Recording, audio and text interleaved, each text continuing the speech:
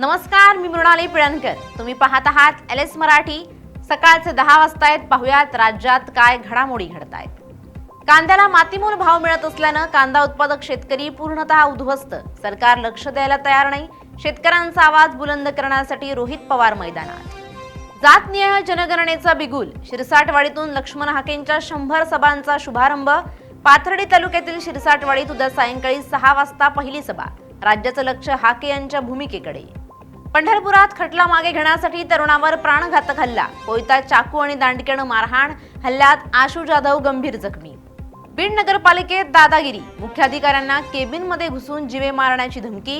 तक्रारीनंतरही गुन्हा दाखल न झाल्यानं पोलिसांच्या कामगिरीवर प्रश्नचिन्ह.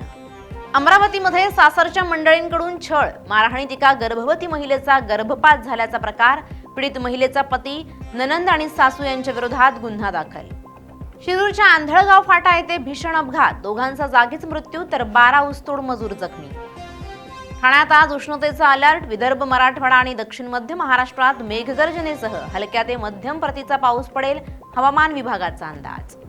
देवगड रत्नागिरी हापूसची 20 मे पर्यंत चावं. कोल्हापूर बाजार समितीत यंदा महिनाभर आधीच संपणार हापूसचा सीझन.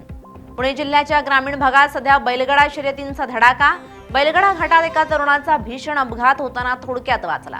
तरुण थेट सुसाट धावणाऱ्या बैलाच्या पायाखाली आला. कोल्हापूर महापालिकेचा महसूल ठप्प. रिव्हिजन सर्वेक्षणाच्या कामाकडे सातत्यानं दुर्लक्ष.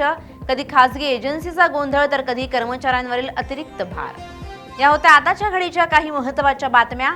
अशाच महत्त्वाच्या बातम्यांसाठी पाहत रहा एलएस मराठी.